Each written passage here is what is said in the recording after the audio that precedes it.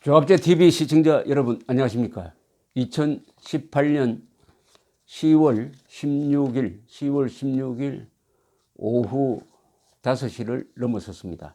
자유한국당이 지금 개혁을 하고 조직 정비를 하고 당명까지 바꾸는 것도 검토한다고 합니다. 그런데 일반 국민들의 마음, 특히 보수층의 마음에 전혀 감동도 없고 반응도 없습니다. 오히려 비아냥의 대상이 될 뿐입니다. 첫째, 당명을 바꾼다는 것은 계약입니다. 한나라당을 새누리당으로 바꿨습니다. 그것도 계약이었습니다. 한나라당, 좋은 이름이었습니다. 한나라, 큰나라, 통일, 또 순수한 우리말로서의 정감이 있었습니다. 새누리당은 이게 사실은 좌파 정당 이름입니다. 새 세상을 만들겠다는 건데, 보수는 새 세상을 만드는 게 아니라 오래된 세상을 소중하게 여기면서 점점 더 가꾸어 나가는 정당입니다. 새누리당에다가 이 당의 상징색을 빨간 걸로 바꿔버렸습니다. 사실은 좌파 정당에 적당한, 그러니까 영혼이 새누리당으로 바꾸면서 한나라당의 영혼이 뒤집어진 거 아니냐. 그 결말이 결국 좌파에 이용당하고 자당 대통령을 몰아내는 그런 자살 행위를 한 것이 아니겠느냐. 저는 그 당명과 그 당 색깔과 관계가 있다고 봅니다. 그리고 작년에 자유한국당으로 바꿨습니다. 이거 좋은 이름입니다. 자유를 지키고 국가를 지키는 보수정당, 더 이상 이름이 나올 게 없습니다. 또 이 이름을 바꾼다고 합니다. 또 영혼을 한 번 더 바꾸겠다는 거죠. 뇌수를 바꿔치기 하겠다는 거죠. 지금 자유한국당의 문제는 이 노선의 문제고 철학의 문제고 이념의 문제고 가치관의 문제이고 합치면 영혼의 문제입니다. 이 당에 과연 영혼이 있느냐? 대한민국을 지키는 신념이 우러나오는 소울이 있느냐? 영혼이 있느냐? 마음이 있느냐 하는 이 정신적인 문제지, 당명 계약을 하고 당 강령을 바꾼다? 이것은 하루살이 정도, 하루 이틀 효과 있을지 모르지만 일주일 지나면 아무 효과가 없는 그런 이야기를 하고 있으니까 정말 이 갈 길을 잃은 보수로서는 답답할 것이라고 생각을 합니다. 지금 일어나고 있는 게 탄핵파가 박근혜 대통령을 몰아내는데 좌파와 손잡았던, 어떻게 보면 좌파에 이용당한 탄핵파가 주도하고 있는 자유한국당 개혁은 전혀 공감을 얻지 못할 것이라고 생각을 합니다. 박근혜 대통령 출당을 했더니 이번 지방선거에서 대승을 했습니까? 자, 이제 자유한국당의 개혁은 영혼의 개혁입니다. 노선의 개혁입니다. 즉 바로잡는 것입니다. 개혁의 핵심은 뒤집는 것이 아닙니다.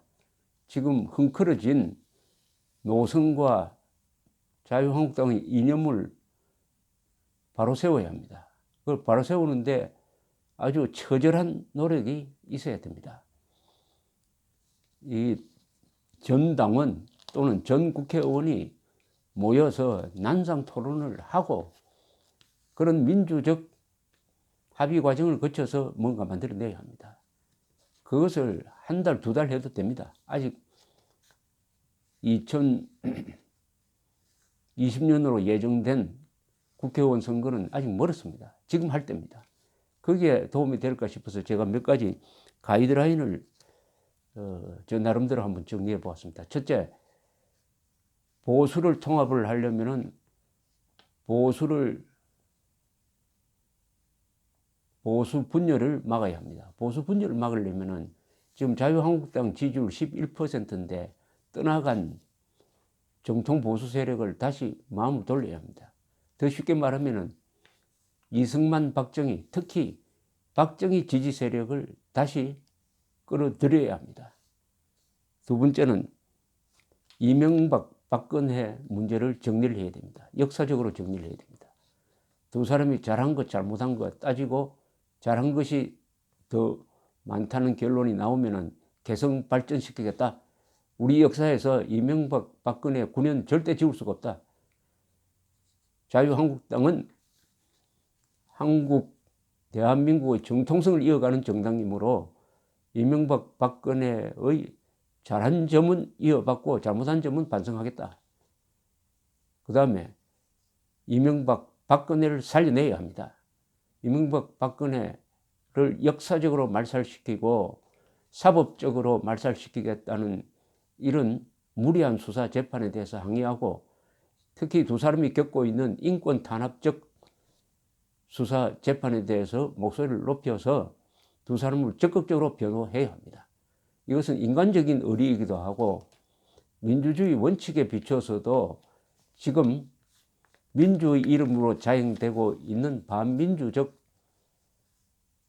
행태의 가장 큰 피해자가 두 사람입니다. 이명박, 박근혜의 인권을 지킬 수 없으면 일반 국민의 인권을 지킬 수 있겠습니까? 그 다음에 친박 주도 공천은 떠나간 보수 세력의 마음을 더 멀게 만들 것입니다. 그렇다고 친박 주도, 제가 말을 잘못했습니다. 비박 주도입니다. 탄핵 주도. 탄핵 주도 세력 또는 친박 주도 세력의 개혁은 공감을 얻지 못할 것이라고 생각을 합니다. 지금은 탄핵파가 주도하고 있는 것처럼 보입니다. 그 다음에 지나간 과거를 사죄해야 될 게 세 가지입니다. 첫째, 친박 세력은 박근혜 대통령을 사고 돌면서 당을 분열시키고 2016년 공천 실패한 데 대한 책임을 져야 합니다.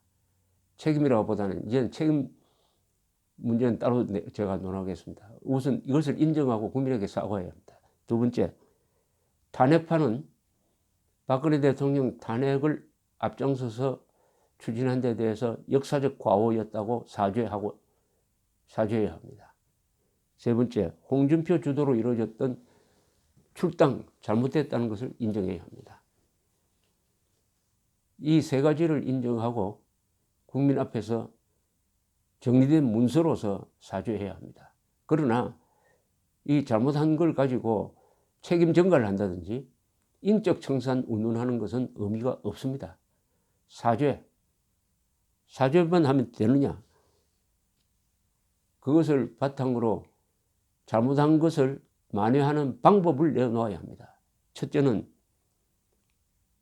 자유체제 수호를 명세해야 합니다. 지금 대한민국의 자유 그리고 체제가 위기에 빠졌습니다.